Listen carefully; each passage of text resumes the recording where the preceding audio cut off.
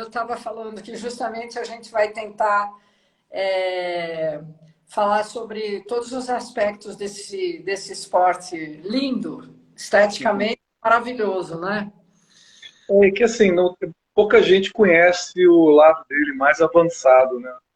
É impressionante, às vezes, como eu converso com algumas pessoas assim da nossa faixa etária e tal, assim, pessoas, né, que já vivenciou praia, principalmente no Rio de Janeiro, e fica surpreso quando descobre que o body surf, né, o surf de peito, jacaré, tem essas nomenclaturas, cada um conhece de um jeito, né, mais conhecido como jacaré pelos banhistas. Ele não conhece, não imagina que tem competição de body surf, né, que ele teve uma evolução depois daquela brincadeira de pegar a espuminha na beira, né. Que, E é aliás, legal eu poder falar sobre isso. faço quando eu vou para a praia, e não é assim tão fácil, porque você tem que calcular o tamanho da onda, enfim, uma porção de coisas, né? E tem que É, ter e fôlego, muitas vezes. sim.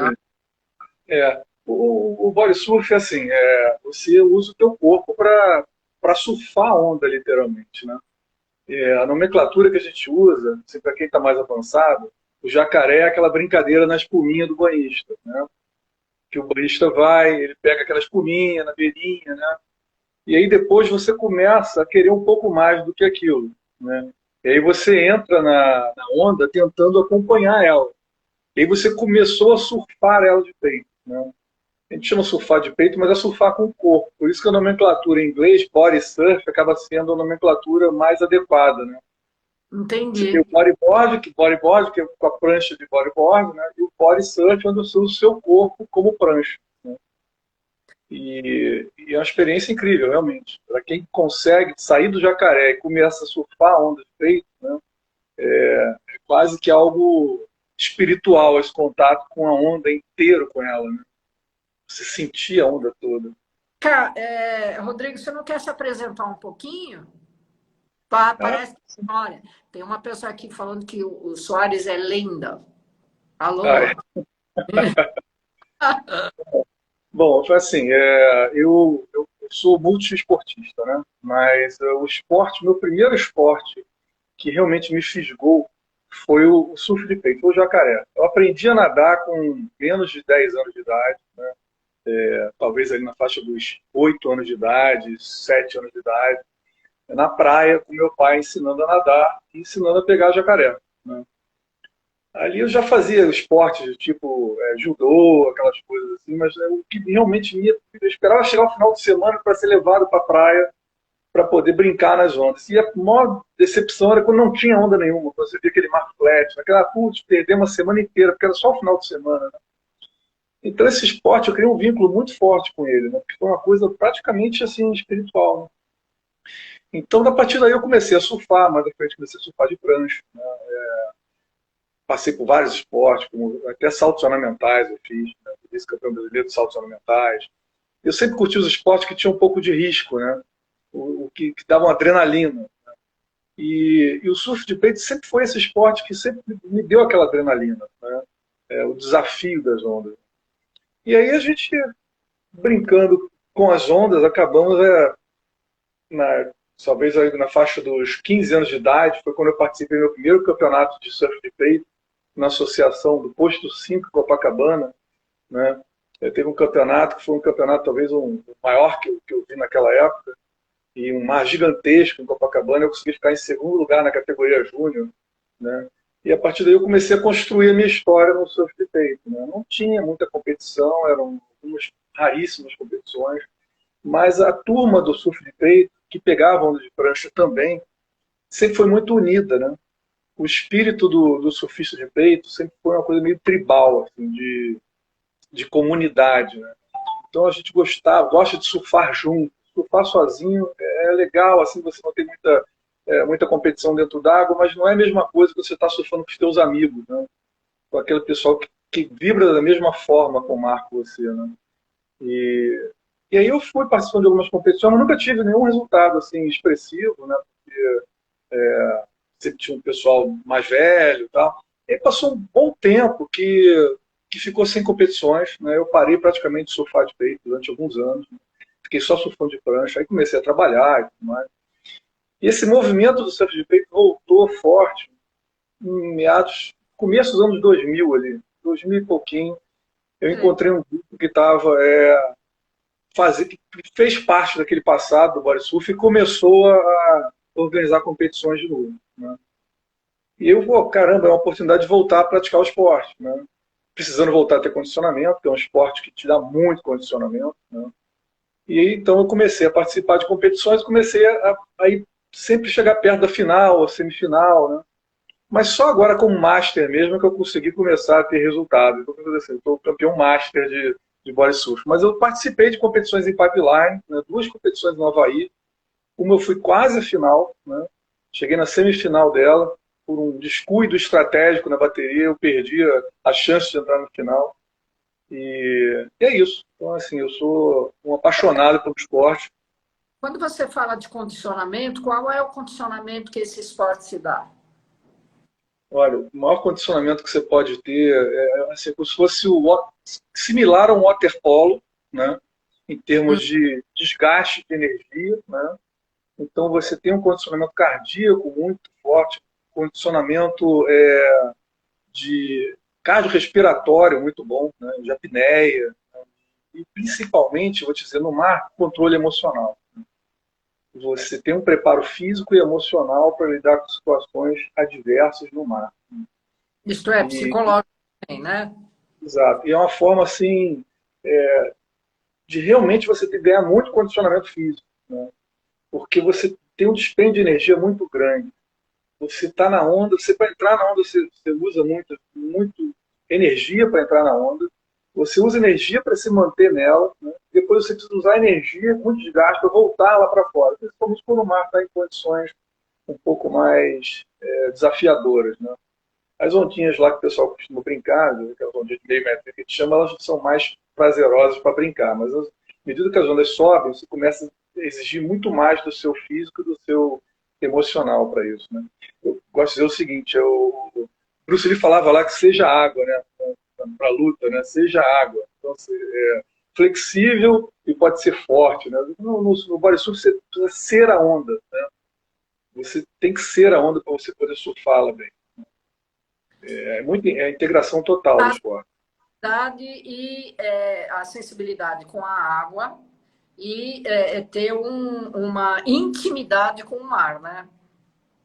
Sim, assim, a intimidade do mar você ganha ela com o tempo, né? Muitas pessoas eu vejo assim, perguntam, você não gostaria de aprender a surfar, a pegar de jacaré e tal, mas aí acontece o seguinte, eu falo, mas eu tenho medo das ondas. Mas você tem medo das ondas porque você está vendo as ondas que os surfistas estão surfando já avançados, né? Se você começa a brincar com as ondas desde elas pequenininhas, você vai ganhando essa intimidade com o mar. Naturalmente você vai subindo o nível, né? Até que você chega a níveis absurdos como surfar Nazaré. Hoje em dia você tem o Kalani Latanas que consegue pegar um de Nazaré de peito, né? Eu não chego nem perto daquele mar ali para jogar de peito, mas assim, a intimidade você vai conquistando ela, né? Se você for cada vez puxando um pouquinho mais o seu limite, você chega até lá, né? E qualquer um pode chegar nesse nível. É, eu ia te perguntar, Rodrigo, quando você falou em. Bom, você precisa ter também um bom alongamento, né? Vocês fazem algum preparo físico fora d'água? Olha, a maioria não. A maioria, Não? pelo que eu sei, praticamente só brinca mesmo de surfar, só quando tem onda que vai surfar. Por muitos anos, foi assim, principalmente quando mais jovem, né? Mas hoje em dia, à medida que você vai precisando mais evoluir no esporte, você precisa ter realmente uma melhora de condicionamento. E aí a natação é importante para você poder. Eu chamo de aquacidade, né? A gente chama de aquacidade. Não só a natação em piscina, mas a natação no mar. Você ganha intimidade com as correntes, ganha intimidade com a temperatura, com a vibração do mar mesmo. Então, nadar no mar é muito importante. Eu hoje me tornei triatleta na pandemia, então todas as três modalidades que são nadar, correr e pedalar, elas ajudam muito e eu evolui muito com esse treinamento, porque você tem você tem a questão de treinar mais a perna, que é basicamente o seu instrumento no body surf, né? O seu instrumento de trabalho ali é a perna, que é onde você começa todo o movimento. Eu acho bacana, uma coisa bacana que eu acho que comentar no surf de peito é que ele é o elo entre todas as modalidades do surf. Se você for parar a pensar, qualquer pessoa que está surfando com uma prancha no mar, né, em algum momento ela pode perder e vai perder essa prancha, né, e ela vai Sim, precisar sair do mar sem ela. Então, você para sair do mar sem a prancha, você precisa dominar essa técnica, né, para você ter essa segurança de você poder sair, vou pegar uma onda e vou sair do mar, ou não vou me assustar no mar sem uma prancha.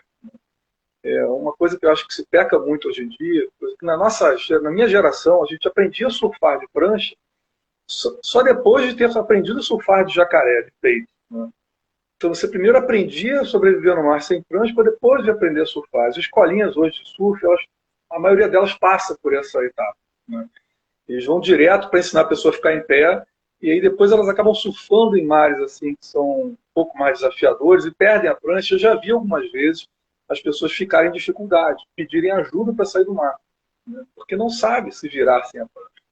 Então o bacana é isso, assim, existe uma rixa entre algumas modalidades, como por exemplo o bodyboard e o surf, não tanto agora, mas no passado existia uma rixa muito grande, né?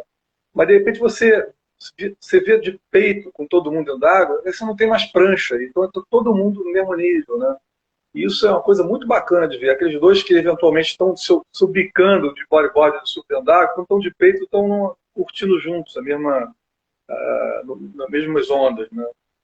Eu gosto de dizer, isso é o elo entre as modalidades, é a raiz. uma briga de como é que é entre os surfistas e os que fazem body surf? Sai da minha frente, eu estou surfando. Existe esse problema? Olha, o que acontece pra gente que tá, quando a gente está pegando onda de body surf, eu pego onda de várias maneiras, quase todas as pranchas, né? E sem prancha. E a coisa ruim para o surf de peito é que ele é ignorado no mar. Né? Quando você vê um surfista de prancha, ele consegue correr e aproveitar a onda muito mais do que um surfista de peito. Né? Então, se você tem a prioridade do surfista de peito, a maioria das vezes você é arrabiado. Né? O surfista entra na sua frente. E é algo que não adianta nem muito reclamar, porque, na verdade, assim, a maioria das vezes o surfista vai aproveitar melhor aquela onda do que o surfista de peito. Fica chateado, tal, mas também, por outro lado, a gente consegue aproveitar ondas que eles não aproveitam. São ondas que não têm muita qualidade para surfar, mas são ondas de qualidade para você pegar de peito.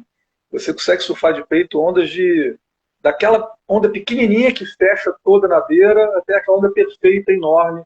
Né? Então, assim, não tem muito. Você consegue aproveitar um segundo de onda. Você aproveita e curte um segundo de onda. De prancha você não consegue fazer isso. Né? Aquela onda que a gente chama de fechadeira. Você entrou, não, só viu aquele tubo, rodou e tomou um caixote. É prazeroso de peito. De prancha é horrível. Né? Você ainda corre de quebrar a prancha. Né? Você consegue ter muito mais. Está reclamando que você não vai dar um oi para ela. Quem? Sim. Ah, a Pevoloche aí é minha filha. Beijo, filho. É que eu não estou olhando as mensagens que estão entrando aqui. Vou tentar mostrar aqui umas imagens, se eu consigo virar a câmera, porque é bacana também. Eu separei umas imagens aqui, tipo 5 segundos. Que legal. Vamos ver se aparece aqui, né? Ah, tem um papelzinho aqui. Deixa eu tirar o papelzinho que está na frente da câmera aqui. Tá atrapalhando. Ai, olha. Olha só, isso aqui são imagens de uma exposição no livro que eu estou querendo organizar, né, com imagens sobre o peito, porque tem algumas pessoas, imagino, que vão assistir a live que não conhecem ainda esse nível do esporte. Né? Então, acho legal mostrar a imagem é aquilo que transmite um pouco mais do que isso no recreio. Esse surfista aí, o César, ele é o único que eu conheço que pega onda bem sem pé de pato. Porque o pé de pato é basicamente a ferramenta necessária para você conseguir percorrer a onda, né, andar um pouco mais na velocidade dela. Né? E sem pé de pato é dificílimo, ele é um dos poucos que consegue surfar sem pé de pato. E qual você acha que seria o diferencial dele técnica, força, perna, o que você acha que é? Técnica, é um segredo realmente, é técnica pura. Porque você acaba acostumando com o pé de pato, você só quer surfar de pé de pato. Então, Entendi. ele faz o contrário, ele quer evitar surfar de pé de pato, então ele desenvolve mais a técnica. Mas a maioria surfa de pé de pato. Então, essa é uma onda aqui, por exemplo, que é uma onda insurfável para qualquer tipo de prancha, né? Mas de peito você se diverte com ela, aquela onda que quebra na beira, sabe? Parece que faz um caixote na beira. Né? Você curte ela. Em pouquíssimos segundos você curte a onda. Né?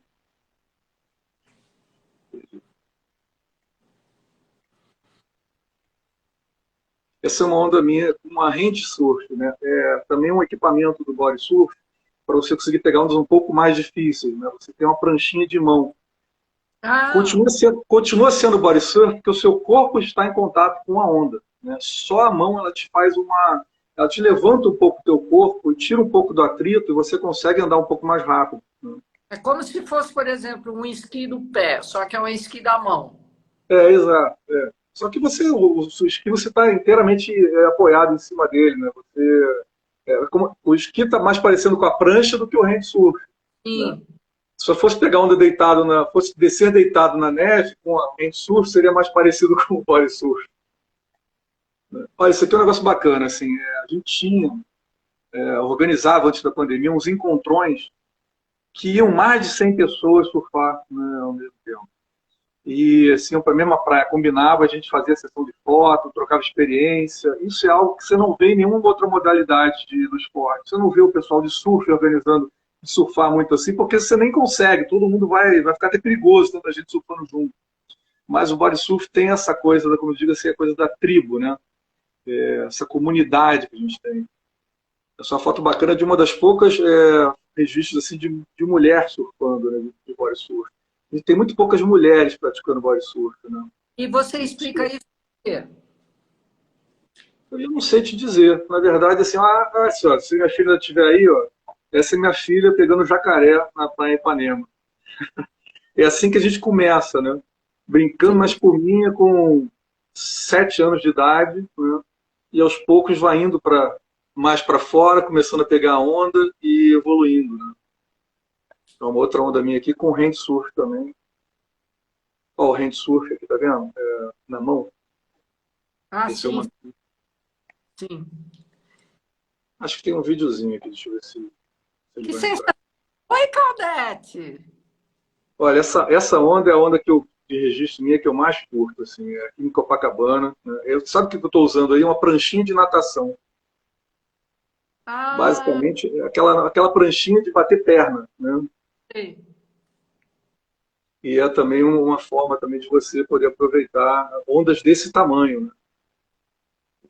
Deixa eu ver se Mas tem aí, essa pranchinha, ela fica solta, né? E quando você chega lá na solto. praia, perde ela, como é que funciona? Não, eu uso uma cordinha que eu seguro ela pela Ah, cordinha. uns Ó, tem até leste. o Homem-Aranha aqui pegando uma. Tem um videozinho aqui bacana para sentir a plástica do esporte, também se faz parte da exposição. Deixa eu ver se ele vai entrar aqui.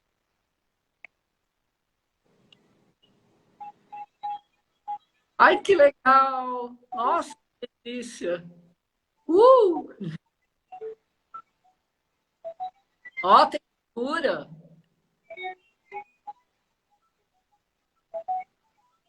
tem tubo.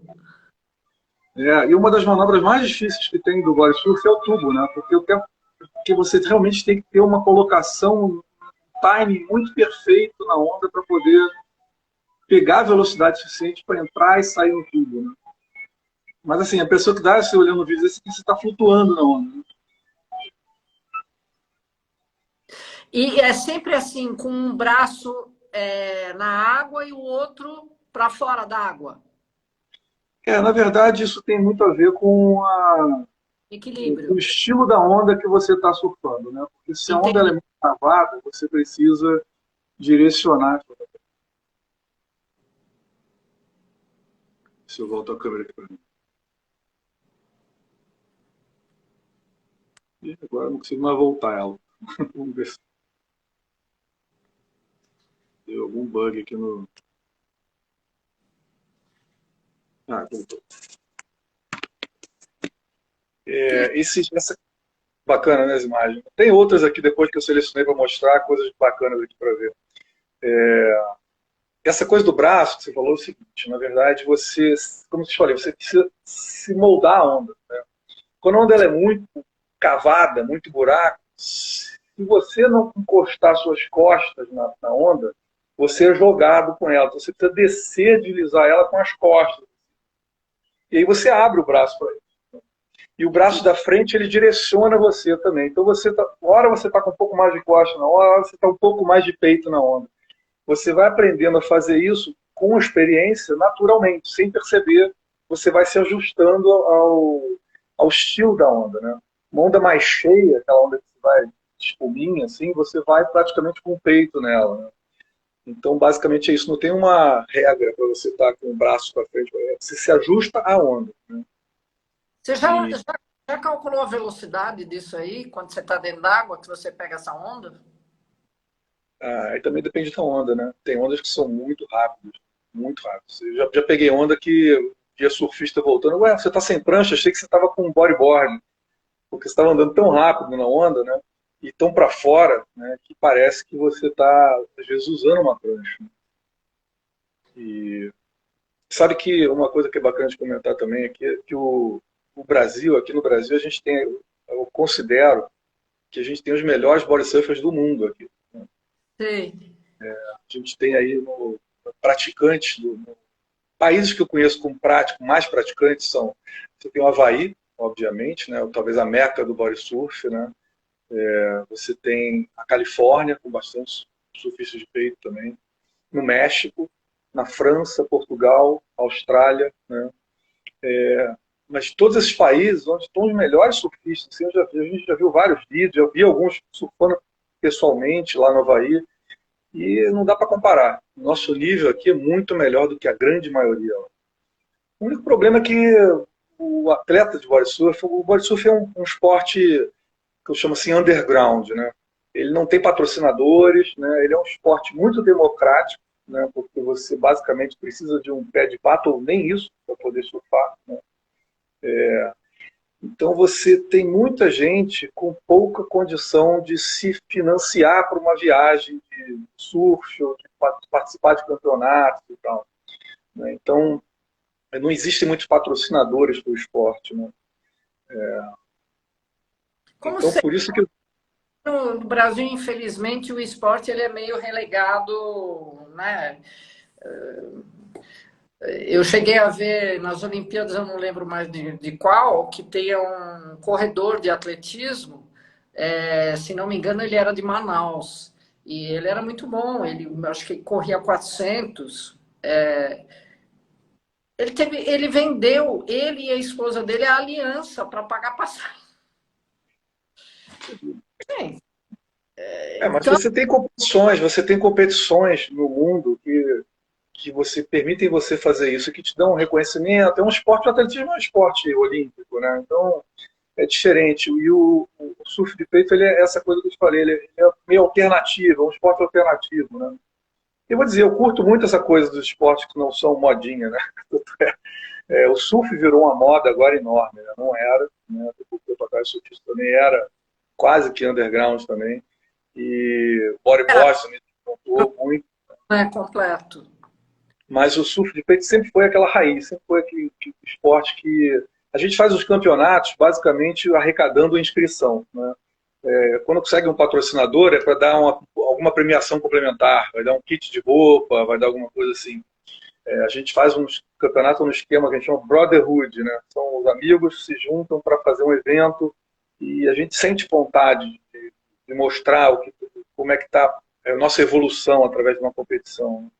Mas não é aquela coisa agressiva a competição, é bacana, é uma confraternização, né? Ver que todo mundo está ali vibrando bacana na competição, não está aquela coisa assim, que você perde, não fica, você fica chateado, mas não fica desesperado, até porque você não tem que dar satisfação para o patrocinador. Isso te dá uma liberdade, né? Como é que tá essa, já que não tem regras assim de figuras, como é que é avaliado? essas competições são como que eles avaliam os atletas, digamos, com as Bom, filhas? você basicamente é avaliado pelo seu aproveitamento na onda, né? Hum, Que tipo de manobra que você faz na onda sim. para o tipo de onda que você está surfando, né? Então tem Hum, algumas ondas que são muito difíceis, muito rápidas. Então, quanto mais tempo você permaneceu na onda, se você conseguiu fazer uma manobra nela, se as ondas são perfeitas, né? Como é que é a sua evolução naquela onda, a quantidade de manobras que você faz. Tem algumas manobras bacanas, modernas, que o pessoal anda fazendo, né? Basicamente, as manobras que você tem são o parafuso, você tem o rolo, você tem o parafuso normal, parafuso invertido, né? Você tem o rolo que você roda junto com o lip da onda e continua nela. Você tem o 360 que você gira em cima da barriga, né? Você tem o front flip, que é uma manobra agora muito está sendo muito usada pela garotada aí, que é dar uma cambalhota e continua na onda. E tem a entrada na onda, que é uma entrada de estilo golfinho, que você chama. Você vem por baixo da onda, né? E você surge no meio dela, né? Você já viu golfinho surfando?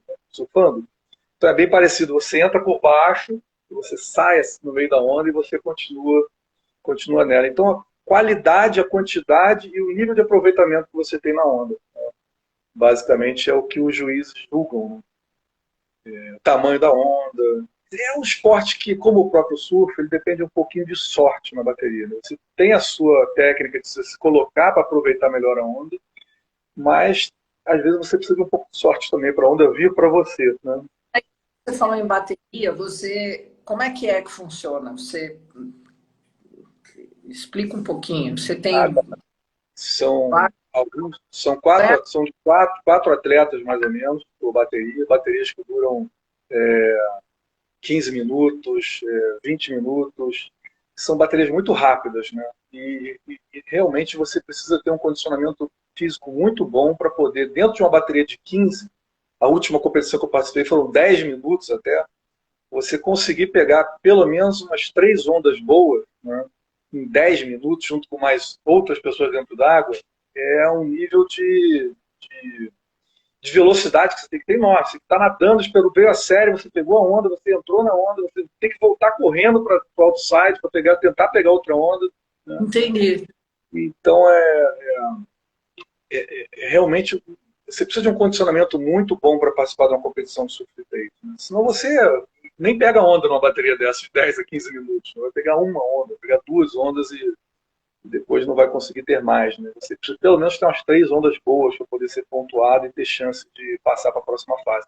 E as fases são classificatórias. Você começa lá com o oitavo, uma triagem com várias baterias que vão afunilando em forma de pirâmide até você chegar ao oitavo de final, quarto de final, semifinal e final. Isso normalmente acontece em um dia. Então você, para começar desde lá de baixo até chegar no final uma final, você participa aí de umas quatro, cinco baterias no mesmo dia, de 10, de 15 minutos em média, né? E quando você está ali para o final, você já está realmente bem esgotado, né? Eu Então, imagino. o preparo é muito importante para isso. E assim, uma coisa bacana que é interessante comentar também, é que a categoria Master começou a aparecer de alguns anos para cá, né? Porque você não tinha muitos Masters preparados para isso. O Master é a partir de que idade? Como é que funciona isso? Acho que a partir dos 35 anos você já tá enquadrado numa categoria Master, né? Sei. Também não dá para você quebrar muito além disso, porque senão você não vai ter atleta suficiente para participar fazer 35 Master ou alguma coisa além disso, né? Você já tem bastante atleta hoje Master, que são o pessoal da minha geração, que continuaram surfando, né? Mas não tinha muito. Então você participa muito com a garotada. E é bacana você ver que os Masters, mesmo com a garotada, a gente consegue dar conta do recado, porque a gente troca aquela energia toda por experiência, né? Então, Uhum. se você vê a garotada ela desesperada correndo atrás, se gastando energia para pegar um monte de onda, você pega metade daquelas ondas ali com muito mais aproveitamento do que a energia da garotada, né? Isso é uma coisa interessante, mas para isso você precisa se manter ativo, né? Precisa estar no jogo, né? E você treina todos os dias? Esse é um problema que todo Do mar. esporte de onda tem, né? Você não tem onda para surfar todo dia, né? Principalmente no verão. No verão você tem cada vez menos onda. Eu surfo raríssimas vezes hoje em dia, né? E você achar ondas de qualidade no tempo que você tem disponível, né, é cada vez mais difícil. Você, quando a gente é à noite, é o rato de praia, fica na praia ali o dia inteiro esperando aparecer onda. Quando aparece, você vai lá e aproveita qualquer onda que aparece, né? Mas depois de uma certa idade, principalmente que você já entra na tua fase profissional, né, mais produtiva, você não tem mais esse tempo. Então você tem que torcer para quando você tem disponibilidade ter ondas.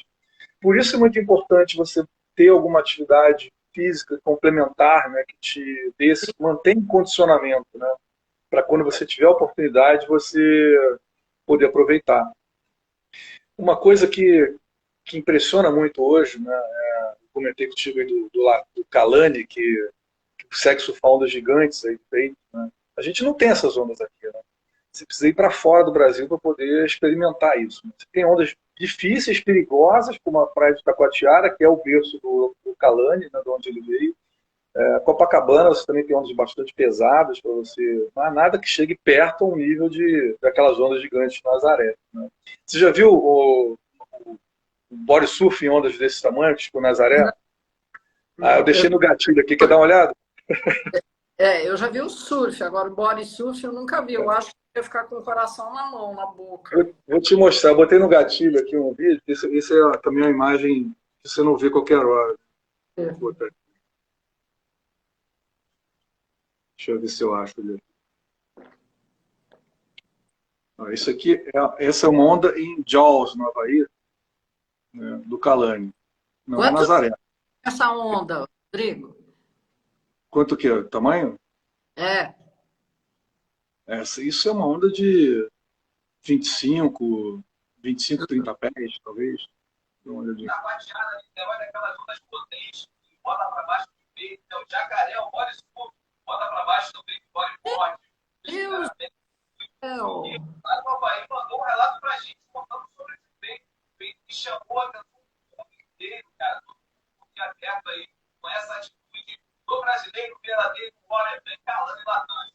Deixo vocês com um relato de calando. Incrível, né, essa onda? Né? Incrível. E tem as Escuta, ondas também. despencado e lá de cima? Então, ele tá com a pranchinha de mão, né? A pranchinha de mão ajuda ele a. Eu acho que eu não tô com a outra de Nazaré aqui, eu não deixei no gatilho, não, foi só essa mesmo. A de Nazaré é tão impressionante quanto, mas essa aí foi uma onda histórica, né? Uma onda que. Porque você viu que ele entrou na onda, ele conseguiu surfar a onda toda, inclusive entubar e sair do tubo, né? Então isso é basicamente se tivesse um Guinness aí, seria um recorde de performance em surf de peito, né? Quem foi esse que fez isso? É o Kalani Latanzi, que é hoje o maior big rider de surf de peito. Ele pega também onda com outras modalidades, né? Mas realmente os feitos dele são impressionantes. Praticamente um homem peixe, né? Ele não tem medo de coisa em mar. Mas É, é aquilo que eu te falei, o condicionamento. alguém escreveu aqui que a velocidade chega de 20 a 30 quilômetros por hora. Rapaz, é muita coisa. Eu até imagino quem deve ter falado isso. Deve ter sido Luiz Antônio, não foi não? Luiz Antônio é quem costuma. A Perted, quem é? Ah, não, então não é. Quem costuma fazer esse comentário é o Luiz Antônio, que eu vi que ele estava aí. Mas, não sei, nunca medi realmente a velocidade, nunca vi uma medição de. Porque você de peito, você tem muito menos velocidade. O teu corpo gera um atrito muito grande na onda, né? Então você. Exatamente esse aqui é o grande difícil. Grande dificuldade do surf de peito, pegar ondas rápidas, grandes, é que você não consegue deslizar nelas da mesma maneira que uma prancha. Né? Então você precisa ter realmente o corpo com uma estrutura que te dê uma rigidez e a flexibilidade suficiente para cada momento da onda, né? E essa pranchinha na mão, para essas ondas grandes, de muita velocidade, é essencial. Porque você tira boa parte do teu corpo do contato da água e você consegue ter mais velocidade. Acho que uma coisa que eu queria mostrar também, falando de equipamento, a gente está falando de pranchinha, talvez seja interessante para você, é o tipo de nadadeira que a gente usa, né? Você está acostumado a usar a nadadeira de natação, ela é muito molinha, né? É, A nadadeira que eu gosto mais de usar é essa daqui, né? Que é uma nadadeira muito usada pelos salva-vidas no Havaí, né? E ela, você vê que ela tem isso aqui muito dura, isso é duro. certo. Ponta dela, né, é dura, ela tem como se fossem essas quilhas aqui, né? Sei. Essas quilhas ajudam ela a ser um pouco mais dura e dão um direcionamento também. Seu pé acaba funcionando como uma quilha, né? E a Certo. diferença do pé de pato de natação para esse aqui, que tem isso aqui muito duro, é porque você, para entrar na onda e aproveitar ela bem, o segredo está na explosão inicial. Você tem que ter um arranque muito forte, né? Porque Entendi. você tem que sair do zero para entrar na velocidade da onda muito rápido. Então você tem esses pés de pato, eles são bons de explosão, mas se você for usar eles para nadar, em algum momento você não vai atingir a mesma performance do pé de pato para natação, né? E você vai cansar a perna mais rápido também. Porque o segredo é esse, você está parado, vem aquela onda, de repente você explode e entra nela. Se você entrar numa velocidade lenta, você vai ficar para trás, né? Sim, você tem que acompanhar a onda. Você tem que ter essa explosão inicial, né, para você já arrancar numa velocidade muito grande. Porque aí depois você só mantém a velocidade na onda. Então o Você pé não de pato bom, anda na onda, né? não, não. Você Não. não nada na onda. Você, não nada. Você basicamente, o que eu costumo fazer é, eu gosto de entrar muito na onda nesse formato de golfinho, né? Você bota os dois braços para frente, bate a perna. Tem um vídeo bacana aqui também para mostrar, mostrando essa técnica super legal de como é que é o golfinho. Vou ver se ele está aqui à mão para mostrar, porque você vai entender melhor. Deixa eu achar ele aqui. Ah, tá aqui. Eu separei, você vai entender bem como é que funciona essa entrada do golfinho, né? Você vê que aqui ele está realmente fazendo uma técnica, é quase um body surf embaixo d'água, né?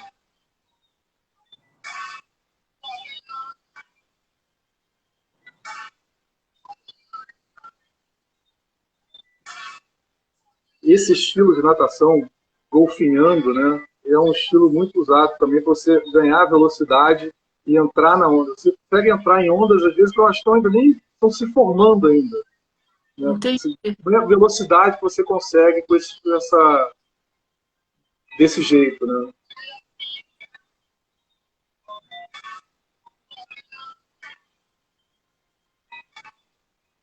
Você vê, é como se fossem os golfinhos, realmente, nadando para entrar na onda. Né? Sim. Ou essa que você já entra na onda, porque ela já está virando, você só aponta para ela e vai. Né? Mas olha só, para você ver como é que é. Essa é a técnica que eu mais gosto de usar, mas não tão embaixo d'água. Mais superficial. Né? Mais na Tá. linha da água mesmo. Você entra na onda com uma velocidade muito grande já. Tem uma outra aqui bacana também, que eu separei nessa mesma linha, que é o body surf embaixo d'água, como se fosse o golfinho mesmo. Olha. Você vai acompanhando a onda embaixo dela, a onda vai te puxando por baixo.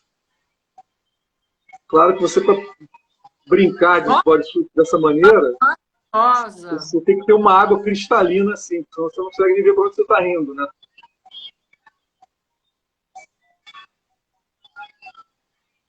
Mas eu já experimentei pegar onda assim e realmente é muito bacana. Você vai acompanhando o fluxo da onda por baixo dela, né, em apneia. Né?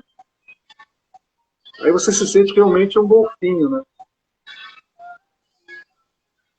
Escuta, e nunca aconteceu, por exemplo, um acidente assim, ó, porque é raso, hein? É, tá quase com a cara no coral aí. Né? É, pois é, então. Sim, aí realmente você pode ter um acidente de tocar aí com a. Deixa eu ligar aqui só. Então vocês treinam a apneia também. É, assim, poucos treinam apneia, né? Existe um treinamento de apneia que é bacana de fazer. Ele te dá aí uma segurança para você. Porque basicamente você não fica num caldo embaixo d'água tempo suficiente para você se afogar. Um caldo muito longo demora aí uns, sei lá, 10 segundos. Uhum. Se for uma onda dessas gigantes que o Kalani pega lá, você vai ficar embaixo d'água talvez um pouco mais de tempo, vamos dizer que você fica uns 20 segundos embaixo d'água, né? Qualquer pessoa consegue fazer uma apneia de 20 segundos. O que afeta realmente, que te deixa em maior risco, é a tua falta de preparo emocional. Porque o teu emocional vai fazer com que você tenha um ataque cardíaco e você não consiga prender nem 20 segundos de respiração. Por Entendi. isso que a evolução ela precisa ser gradual, né? Você precisa ir aos poucos aumentando o seu limite, né? Reconhecendo o seu limite e aos pouquinhos aumentando ele. Não só por conta do físico, o físico você consegue resolver bem, mas é mais pelo mental, né? Sim, Você não pode se apavorar.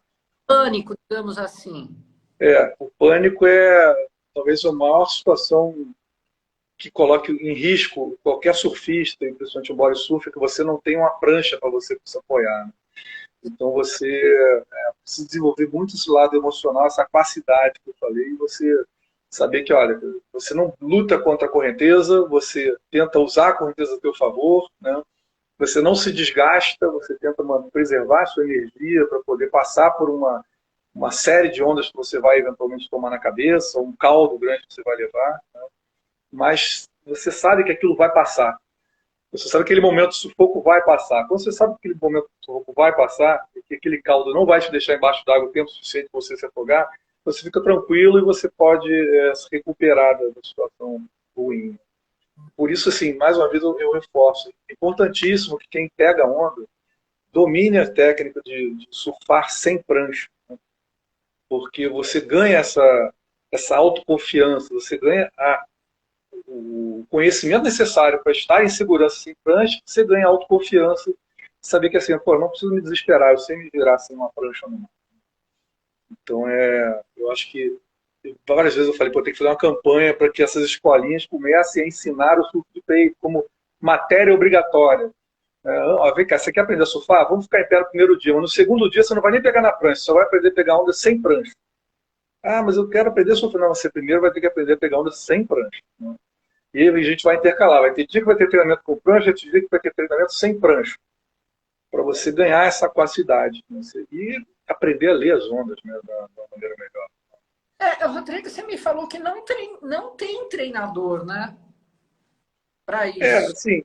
Hoje a gente tem algumas escolinhas que começam informais, né? Já tem uma que é muito conhecida da turma, é o Andorinhas do Mar, né?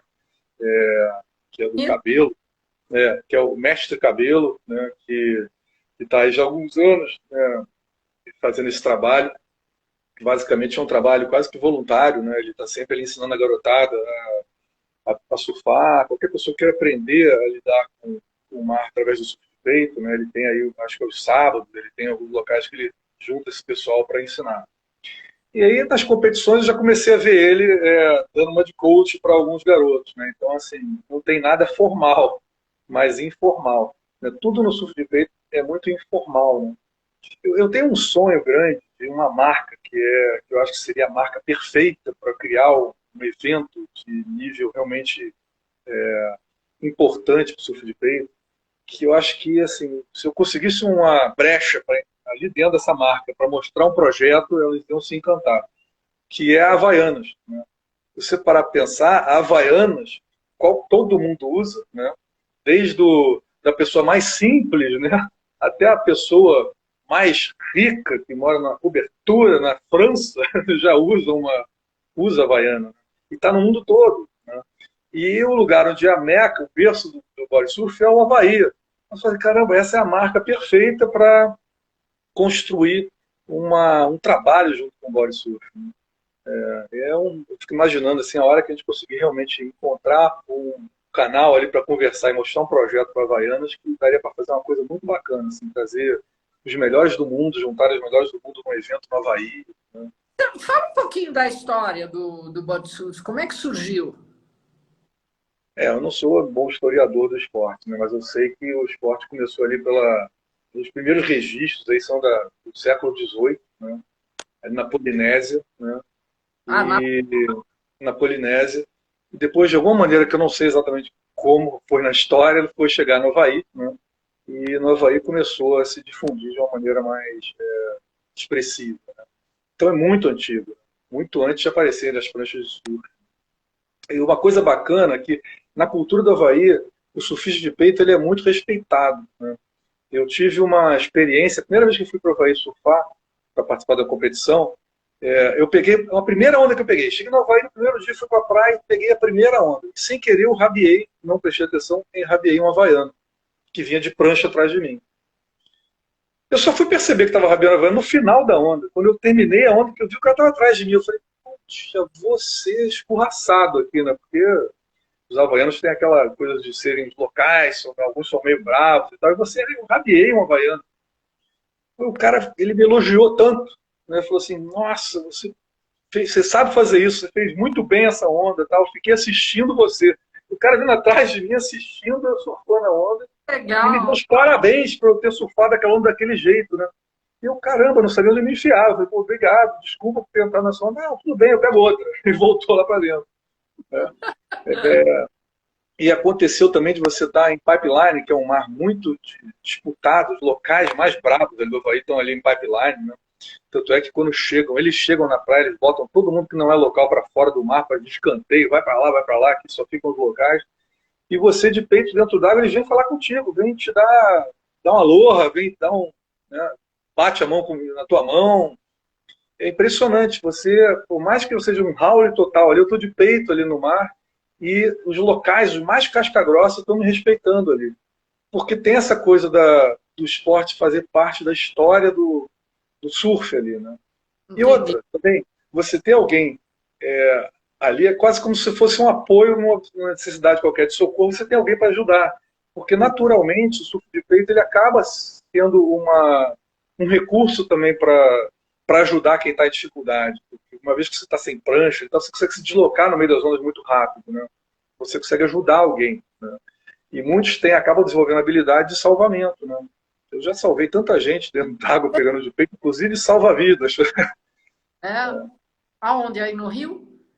Aqui no Rio, né? Aqui é onde eu surfo mais, né? Mas então, assim, É, foi problema do quê? De eles estarem tentando fazer body surf ou outra coisa? Ah, não, desde o Ah, banhista que é puxado numa vala até. Teve uma situação, inclusive, que eu cheguei a tirar um salva-vidas que estava com cãibra. Então, assim, você acaba sendo um elemento desejado dentro do mar, né? Independente de você não atrapalha os surfistas, basicamente não atrapalha os surfistas. Você pega ondas que os surfistas não são tão boas para eles, né? Como eu disse, os surfistas acabam rabiando você, porque sabem que você não vai ter condição de surfar aquela onda como ele teria, então ele acaba entrando na tua onda. Né? É uma coisa que a gente tem que lidar com isso.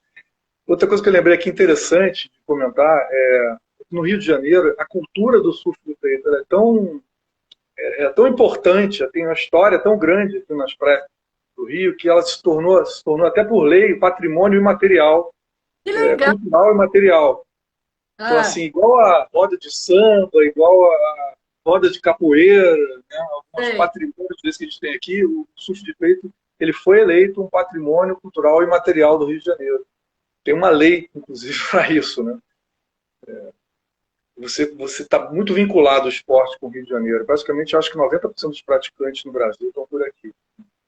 E engraçado que o campeão brasileiro não é daqui, é do Espírito Santo. Mas e está começando a criar também ali uma cultura também, por conta até dele, do trabalho que ele vem desenvolvendo lá, de ter um grupo de body surf bom, importante lá. No E Sul mesmo também tem muitas iniciativas que estão começando. a lei, com esse reconhecimento e tudo, falta recurso, falta patrocínio, falta. Falta, na verdade, a gente tem a Associação Carioca Sul de Peito, né, ela tem um grupo que é um pessoal apaixonado pelo esporte, né, que quer fazer os eventos independentes de se vai conseguir patrocínio ou não. A gente tenta, né, a gente tenta conseguir. É difícil você conseguir até apoio da prefeitura para fazer evento no Rio de Janeiro, é muito difícil. Né. Tanto é que maior quantidade de eventos que a gente está tendo hoje são fora do Rio, são em Saquarema, são em Maricá, Macaé, porque a prefeitura do Rio mesmo está muito difícil de liberar autorizações para você fazer eventos na praia. São autorizações, às vezes, caras para você conseguir. Né. Então, acaba Ah, inviabilizando. Caro você eventualmente conseguir, tem um custo até político, você conseguir, através de conhecimento, né, um alvará para fazer um evento grande. paga taxas, né? O Salvamar, ele é muito parceiro do suspeito, né? Então, assim, eles autorizam tudo, mas se você conseguir a legalização para ter um evento na praia, a gente faz muito evento, às vezes, eventos piratas, que a gente combina de fazer e bota lá a barraca e a gente faz o evento, né? Aquela coisa pequenininha, parece que só tem um grupo de amigos ali que estão pegando onda juntos, né? É a maneira que a gente faz, às vezes, de ter uma competição sem chamar muita atenção, né? Mas para você fazer alguma coisa com um patrocinador, a gente acaba que não tem uma estrutura profissional para produzir isso, né? Então, e não é um esporte que atrai os grandes produtores de eventos, né? Exatamente porque não tem um patrocinador. Então a gente tem que conseguir desenvolver alguma coisa junto com um produtor de evento experiente, né? Que já tem os caminhos, já tem toda a sistemática para legalizar um evento desse, e um patrocinador do porte como esse de um Havaianas, né? Que realmente possa fazer alguma coisa grande. Eu fico imaginando um evento assim, que teria praticantes de vários níveis, desde as famílias, o pessoal brincando nas ondas até os surfistas avançados, né? Então, um evento que duraria um final de semana e com bastantes competidores, né? Que seria, e na zona sul do Rio de Janeiro, que são ondas de qualidade ruim para o surf de prancha, mas que tem qualidade suficiente para o vale surf, e é um lugar de muita exposição para patrocinador. Então, a gente tem um desafio grande que até hoje a gente não conseguiu realmente furar isso, né? Atrair um produtor de evento realmente que tenha essa entrada com patrocinadores grandes, porque a técnica a gente tem, a Associação Carioca de Peito, ela pode fazer toda a parte técnica, toda a direção técnica do evento, a parte de juiz, a parte de organizar, a estrutura do campeonato, a dinâmica do campeonato, mas a parte comercial, principalmente, a gente não tem ainda alguém que tenha resolvido isso para a gente, né? Rodrigo, e me fala um pouquinho, e as mulheres nesse esporte? A gente tem algumas mulheres aí que são reconhecidas no esporte, né? Como, por exemplo, tem a Brigitte, que foi campeã mundial, né? Lá no campeonato em Oceanside, né? Na Califórnia. Esse campeonato eu não participei ainda, tenho muita vontade de participar. É um evento enorme, com muita gente participando, assim. É mesmo? Que legal. Quer dizer, tem um astral super bacana e tal. Não são ondas de muita qualidade, não, né? Pelas ondas, assim, eu não tenho vontade de participar, mas eu tenho vontade de participar pelo evento que ele é, né? Pelo evento de alto astral, de tanta gente participando. Lá você vê muitas mulheres participando, né? Então você tem a Brigitte, aqui que está aí até hoje, é Master também, né? Você tem a Isabelle e a Marie Deloy, que são duas irmãs que surfaram muito na década aí de 80, 90, né? E ainda praticam. A Marie é professora de natação no mar aqui em Copacabana. A Isabelle foi candidata até a vereadora recentemente, mas ela também pratica de vez em quando esporte, né? E você tem a Raíza, que foi uma campeã aí no último campeonato que teve lá em Saquarema, que é a surfista de Itacoatiara. Você tem a Dani, que pega de handsurf, também pega de peito, também, mas também é uma das poucas que participa. Num campeonato você tem uma bateria com mulheres, 4 mulheres. Um campeonato com muitas mulheres inscritas, você tem 2 baterias, tem 8 mulheres participando, né? E realmente é estranho, porque eu acho que é exatamente a falta de divulgação do esporte, sabe? Assim, porque você tem tanta mulher hoje surfando, que não tinha. Tudo bem, até no passado você tinha pouca mulher surfando, né? Hoje você tem muitas mulheres surfando. Mas é que se as escolinhas estivessem ensinando elas a pegar o de peito também, elas iam provavelmente sentir esse prazer de pegar um de peito, e eventualmente algumas iam se tornar participantes de eventos, né? Basicamente eu acho que é isso. Assim, as mulheres no surf são muito recentes, né? E Sim. elas começaram no bodyboard, basicamente no bodyboard atraiu muitas mulheres, né? E depois elas começaram a ir para o surf, né? As mulheres no surf começaram a ser mais reconhecidas, né? Então isso estimulou todo mundo, né? A premiação, inclusive no surf, ela se igualou à premiação masculina, que era diferente, né? É o mesmo valor? Mesmo valor. Os patrocinadores começaram também a apostar nela, então assim. Mas ainda não, esse movimento no surf de peito ainda não aconteceu, né? E é algo realmente para se estudar. Por que a gente não está conseguindo atrair mulheres para o esporte, né? Mulheres, assim, mais quantidade, né? Acho que tem Tem a mãe do Kalani também, que já participou de eventos, ela pega no de bodyboard, né, a Master também, já vi ela participar de campeonato também de surf de peito. São realmente poucas. E eu acho que o que falta realmente é o estímulo, né? É o estímulo às mulheres que estão surfando de experimentarem o surf de peito. Basicamente, eu acho que é isso. A Brigitte nossa, é fã de carteirinha, né? Ela e mora num lugar onde a água é gelada. Eu já fui lá na casa dela ficar com ela lá. Meu Deus, aquela água é. Esse é um outro equipamento que a gente pode ter também, né? Que é o equipamento da roupa de neoprene, né? Para as águas Ah, frias. Os permitido. poucos equipamentos que a gente precisa, né? É permitido. Não, inclusive eu gosto de surfar com roupa de neoprene porque eu acho que dá mais flutuação. Certo. Acaba ajudando a tua flutuação e ela ajuda também, eu acho que me ajuda na velocidade na onda. E até mesmo na questão de lesões, né? Lesões, é até interessante falar sobre lesões do esporte, né? Você tem muitas vezes também torções, né? Porque você às vezes, junto com a onda, você leva um caldo, tem um despenque da onda que você torce um braço, torce um pescoço, né? Na entrada, né? Dentro d'água, quando a onda te joga e você cai violentamente na base da onda, né? Você pode ter uma torção.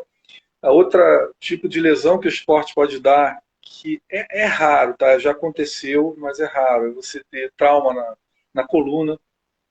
Basicamente, porque você bate no fundo, eventualmente você bate no fundo, no despenque de uma onda, você bate, se bater de cabeça no fundo, você pode dar uma torcida errada, né, e acabar tendo um trauma de coluna. Às vezes você cai sentado no fundo, né, e a pancada também te dá essa traumatizada.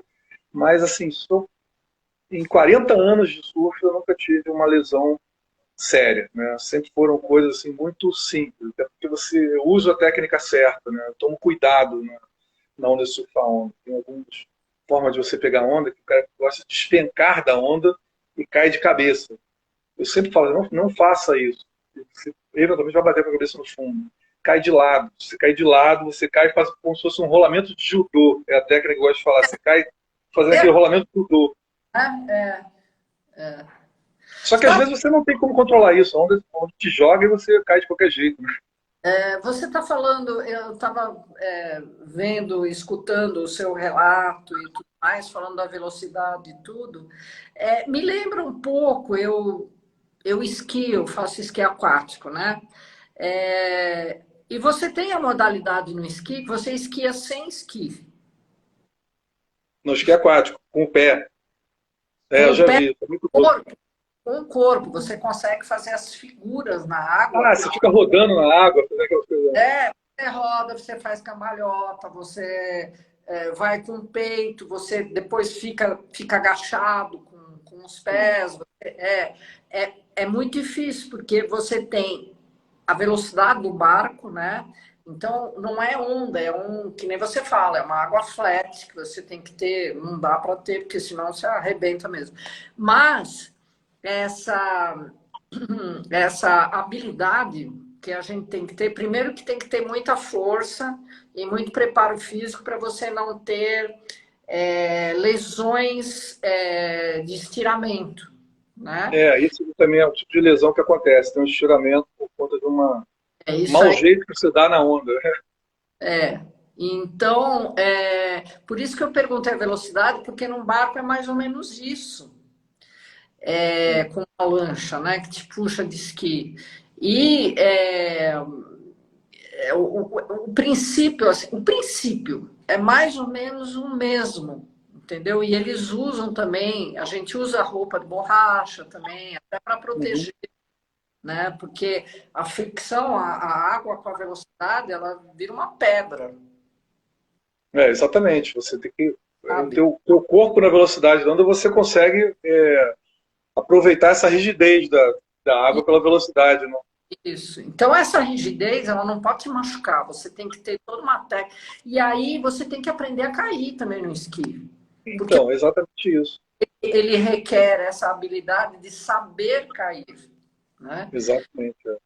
De Então, saber cair, saber cair no surf de peito, que a gente chama de vacar, né? Você tomar uma vaca no surf de peito, você precisa saber tentar preservar o teu corpo durante essa queda. E Sim. basicamente o teu maior risco é o fundo. O fundo de areia, ele gera pouco risco porque só se você realmente bater do jeito errado, com o ombro, com o pescoço, que você vai se machucar. Mas você tem os fundos de pedra e de coral, né? Esses, então, são os que você eventualmente se machuca mais. Acho que o maior acidente que eu tive pegando de peito nem foi na onda, foi entrando no mar. Eu mergulhei e meti a cara numa pedra.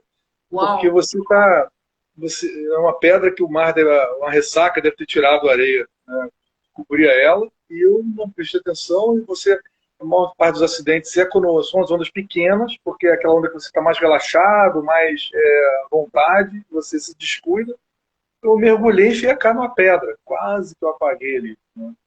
Cheguei a ver tudo rodando, perdi o controle do corpo, mas aí nessa hora você tem essa experiência de você manter a calma, a tranquilidade e você esperar aquela situação se resolver, né? Então, eu senti que eu estava quase desmaiando, eu falei, não posso desmaiar, e me esforçando para não desmaiar, daqui a pouco você começa a recobrar a consciência, o controle do corpo e volta, né? Então você tem, como é muito rápido, tudo é muito rápido, você eventualmente toma um susto desse, no meio da onda você bate no fundo, torceu o pescoço, caramba, se você se apavorar ali, você eventualmente pode perder até uma cãibra. Cãibra é muito Câncer comum no esporte. é um problema, hein? Cãibra é muito, porque o pé de pato ele gera, você como nadadora sabe que o pé de pato, se você não tiver um bom treino, ele exige muito da musculatura, né? Então se não estiver preparado, nesse arranque que você vai entrar na onda, às vezes você tem cãibra nas coxas, na panturrilha, né? Eventualmente nessa região da virilha, como eu tive no Campeonato do Havaí, eu não conseguia soltar de jeito nenhum a cãibra. E aí você aprender a lidar com a cãibra dentro do mar, né? Também é uma coisa importante a se fazer. Você já pegou onda já? Você falou que já teve uma experiência aí no. Não, eu, assim, de brincar, né? Eu Se você já estiver no Rio aí, se você estiver no Rio, me avisa pra gente pegar onda junto. Eu vou te ensinar aí umas técnicas. eu vou adorar. Eu já tentei, assim, por exemplo, surfar, né? A remar, eu fui, mas apesar de eu esquiar, é completamente diferente, né? Como é que eu poderia dizer? O centro de gravidade com a onda e tudo outra coisa. Quando você sai no esqui com cabo ali, né?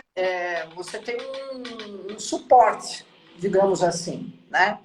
No surf você não tem, então ele requer, eu acho que um equilíbrio, um centro de gravidade muito maior do que um esquiador. Hum. Um videozinho que eu tô falando contigo aí, tô vendo aqui, eu tenho um videozinho que eu achei bacana aqui também de uma escolinha da Rocinha, né? Que, que na Rocinha ali, você conhece a Rocinha aqui do Rio, né? Que é a maior favela que a gente tem aqui no Rio de Janeiro, né? Fica em São Conrado. E ali eu digo para você, ali é o berço dos melhores surfistas de peito do Rio de Janeiro. Impressionante o que uma garotada consegue fazer, né? Queria pegar e mostrar aqui ó, Você uma sessão de surf dele. Você está falando sobre, por exemplo, aqui você levantou é, a relevância cultural do esporte, né, no Rio de Janeiro. Isso, exatamente. Porque é isso que eu te falei, virou até lei de patrimônio imaterial, cultural e material, né? Então, Ó, é esse nível de relevância. a Marilza entrou. Marilza, desculpa, não consegui falar com você hoje, mas eu prometo que eu te ligo amanhã. Eu tive um evento com a Graziella, passei o dia inteiro lá com ela, foi sensacional. Bacana. Ah, achei aqui o vídeo aqui do pessoal ali da Rocinha. Vou mostrar aqui como é que é o estilo de surf deles aqui. O pessoal treinando ali, recebendo instrução ali de um dos nossos masters Nossa Senhora!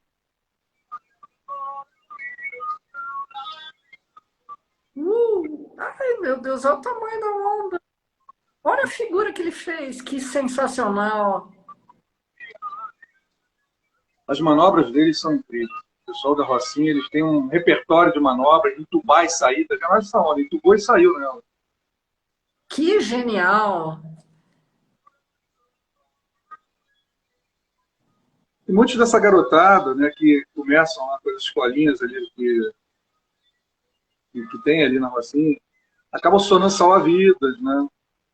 Então é um esporte que dá muita integração, né, social e que dá oportunidade também para quem está praticando, né?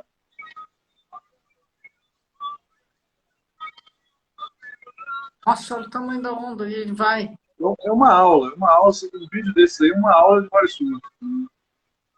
Que legal!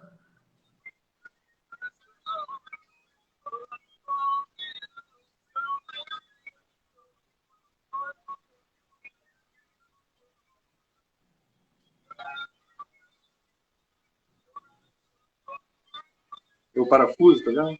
Uhum.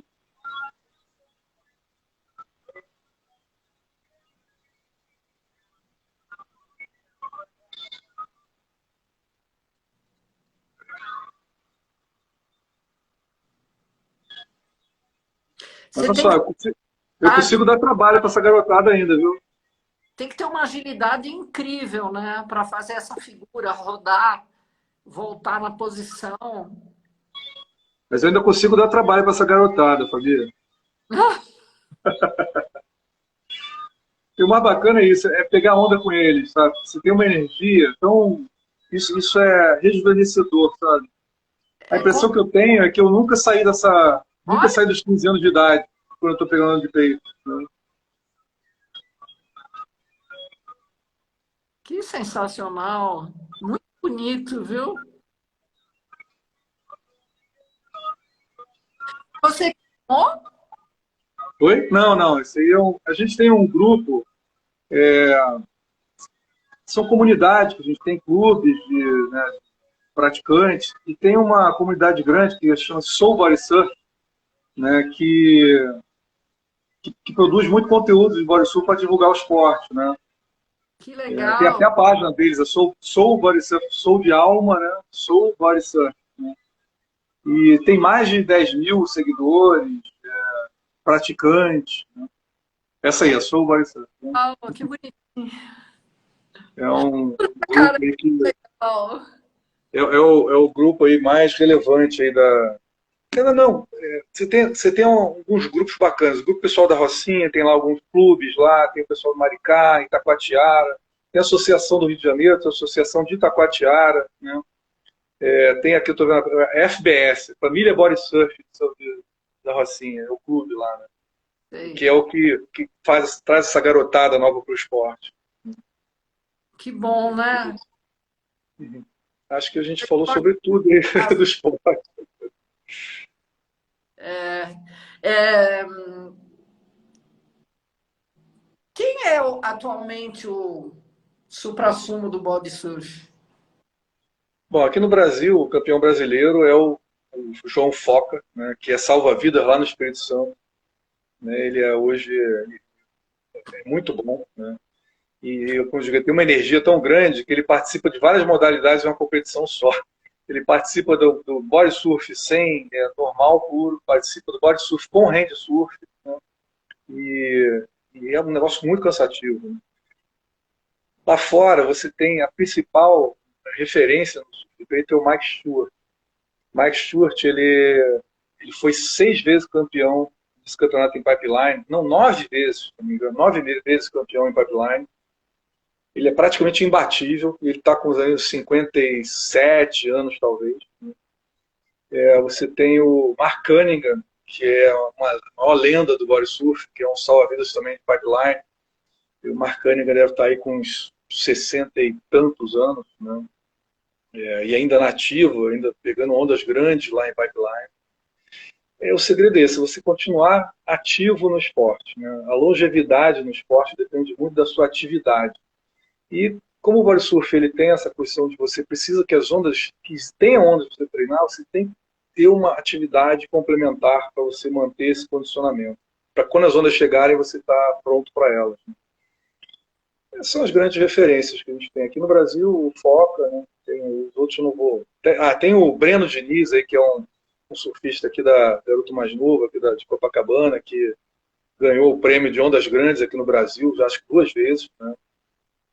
Foi uma coisa interessante também, porque esse campeonato que é um campeonato que submete ondas para serem avaliadas, para ter o prêmio da maior onda, de várias modalidades de surf, só não tinha modalidade de surf de peito.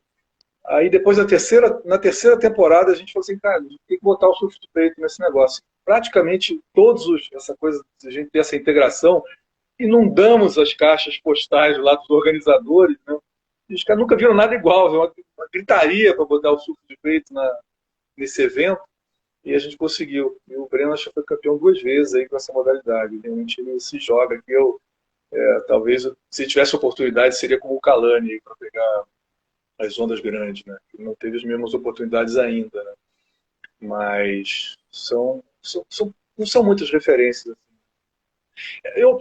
A gente tenta, como master, a gente tenta puxar a garotada, né? Então a gente tenta se tornar, de alguma maneira, uma referência para aqueles...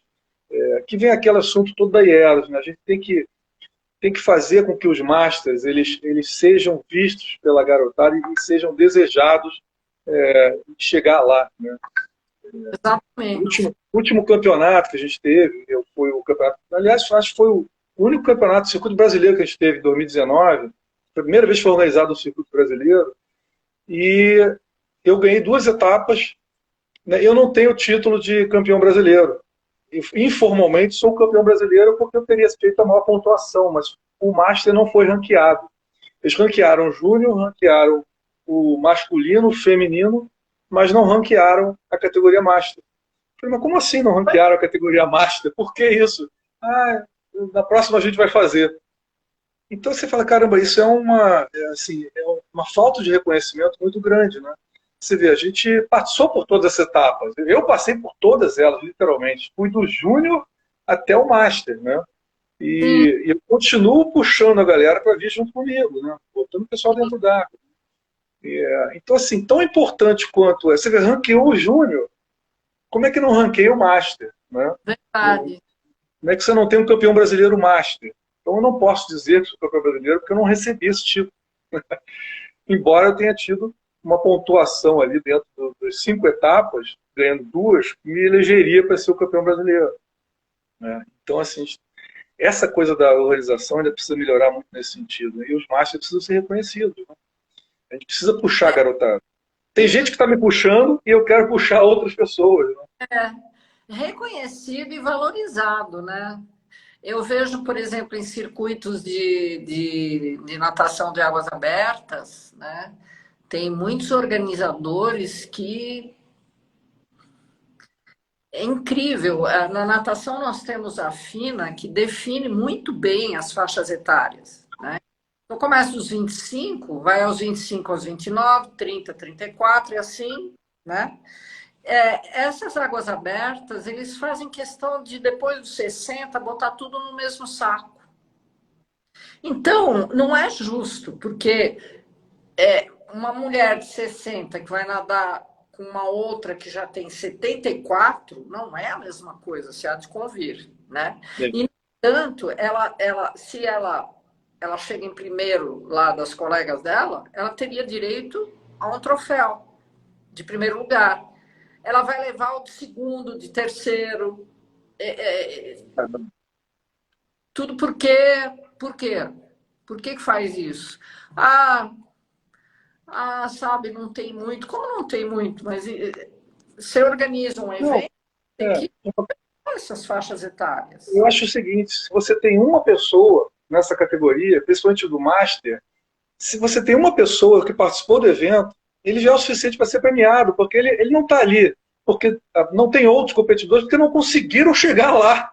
Exatamente. Então, se você for a única pessoa da tua categoria, nem que seja entrar para fazer uma demonstração, mas você precisa ser reconhecido porque você foi o único que conseguiu chegar ali. Né? E mesmo porque a pessoa que já tem essa idade, nós temos amigas que têm 74, 75, 77, que participam de provas em águas abertas de 3 quilômetros, 5 quilômetros, Rodrigo, tá? Eu acho que essas pessoas são exemplos, sabe? Sim, sim. Para a molecada, para os jovens e até mesmo para os master de 28, 30, 35 anos, né? Eu vou Então, mostrar aqui uma. Enquanto você está falando, eu vou mostrar que eu vi o Gustavo Camarão aí, ele fez um registro meu na última viagem. Vou mostrar para ele aqui as imagens, imagem que ele fez minha. Eu vi que ele entrou aí. Isso em Mentawai. Isso foi em Mentawai. nossa, que lindo. Aí, Gustavo.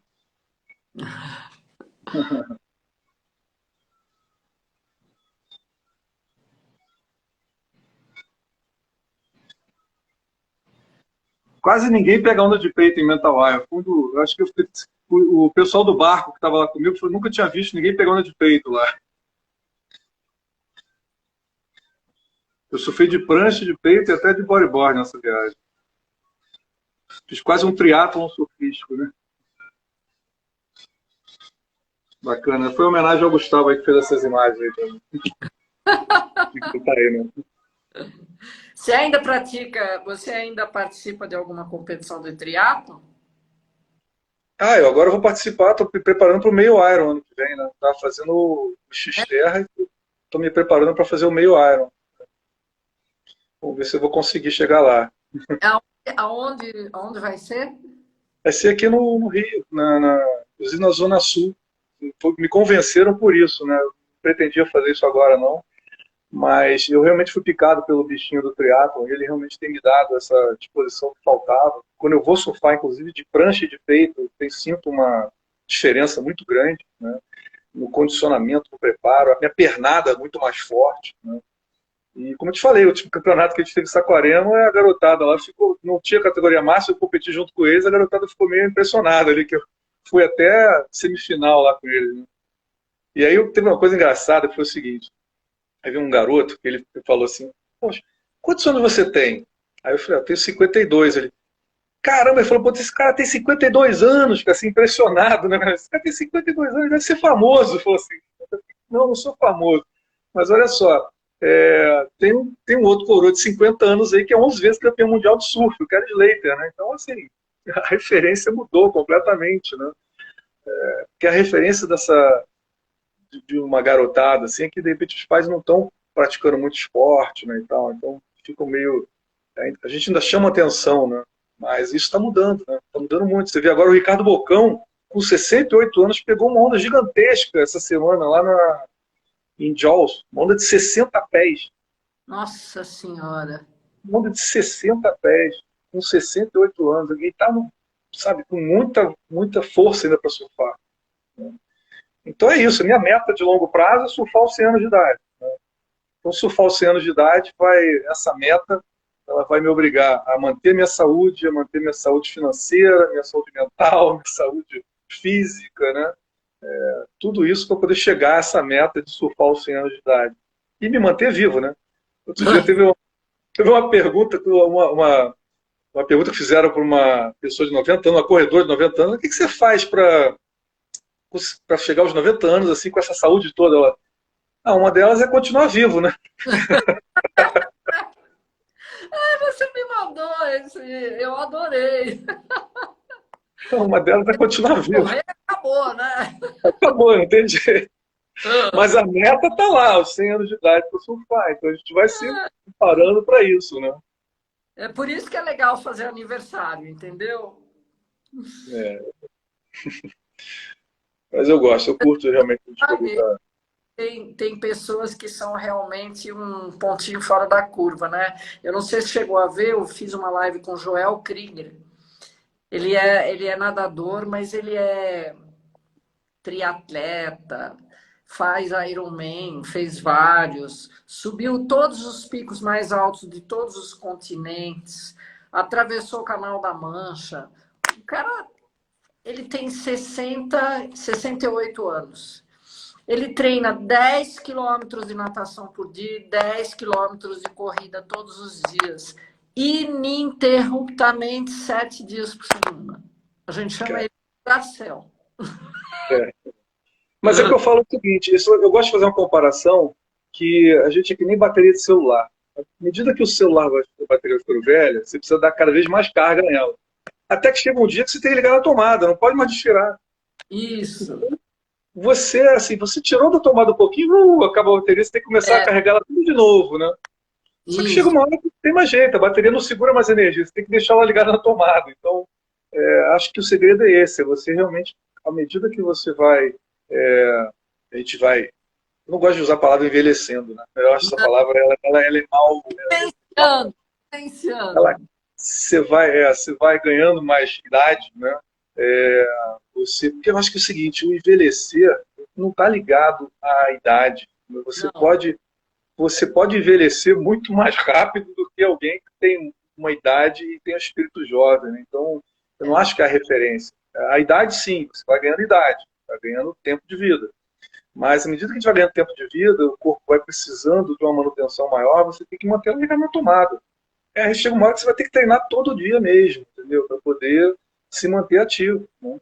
Você não verdade. segura mais aquela energia de ficar 6 meses doente e depois voltar como se não tivesse acontecido nada. Acontece com você é adolescente. Você para de treinar durante 2 meses por um motivo qualquer e depois você volta quase no mesmo, mesmo condicionamento. E vou dizer mais, viu? Com o envelhecer, às vezes uma semana já faz muita diferença. Uma doençazinha qualquer que você tem, uma gripezinha que você pega, que te deixa fora de combate por 3 dias, você já sente, né? Quase tem que recomeçar, voltar uns passos para trás. É, é. Eu acho que o Krieger tem toda a razão. Ele falou: se existem estudos nos Estados Unidos que comprovam que a pessoa, o problema da idade não é um problema. Você tem que manter esses treinamentos em alto volume, em grande volume. E realmente, sabe, na época da pandemia, eu passei um tempo lá em São Sebastião na praia e eu ia nadar todos os dias e nadava muito. Eu cheguei, nadava assim, 7 quilômetros, 10 quilômetros, né?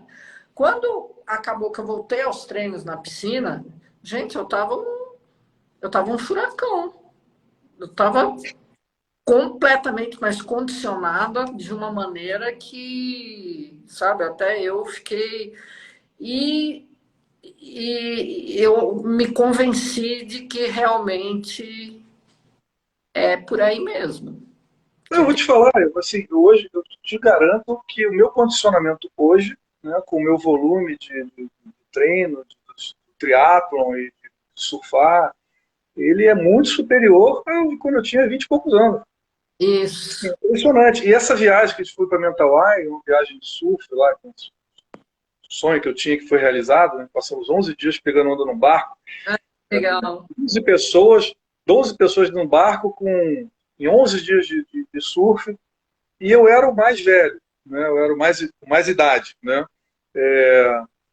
E depois de mim tinha o grande amigo meu, que era também irmão do Guilherme Tamba, que foi anfitrião da viagem. Então a escadinha era eu com mais idade, o Adriano e o Guilherme. Nós três demos uma surra de condicionamento na garotada lá mais nova, porque, né, a gente surfava muito mais vezes, né, dentro d'água, com muita disposição. E a gente, mas é isso que é bacana, você poder mostrar, olha só, você consegue chegar aqui também, entendeu? É Então, só você cuidar da sua saúde.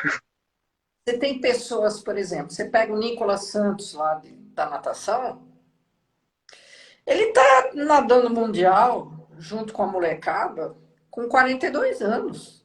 Você imagina você ir pegar um mundial de natação, 50 livres, 50 borboletas, são provas curtas. Tudo bem, mas nadar uns 50 livres e uns 50 borboletas, gente, a explosão que você tem que ter durante 50 metros é algo assim, sabe? Então, eu acho que esse conceito inclusive até de master, vai ter que ser revisto.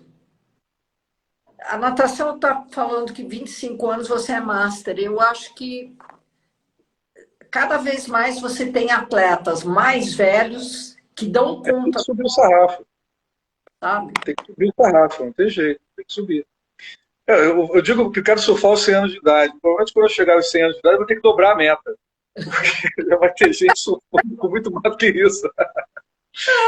Se depender da galera que está à minha frente, eu estou ferrado, porque eu vou ter que dobrar a meta quando chegar aos 100.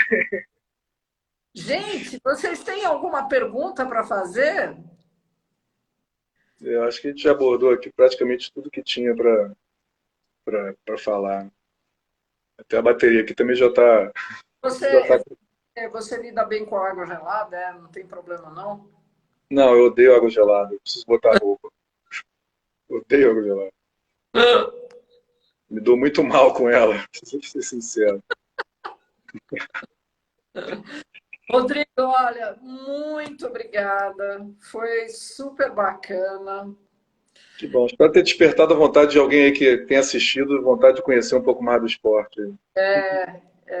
Sabe, a gente vive em bolhas, né? Então, por exemplo, os nadadores só falam da natação e não olham. Nós temos uma falha muito grande de divulgar os outros esportes, né? E saber como funcionam, quais são as regras, onde é a história, a própria história do esporte, né? Que são coisas assim super interessantes e culturais, né? Você tem esportes que são, nossa, 2000 anos de história, né? Então eu acho que são. Paulo, abraço você também, Paulo, amigo. Está lá na Nova Zelândia, entrou aí para Nossa, assistir o finalzinho. eu te agradeço muito o tempo que você despendeu aqui, que você deu para gente. Nada, é um prazer falar sobre isso. Aí a gente nem vê o tempo passar. Uhum.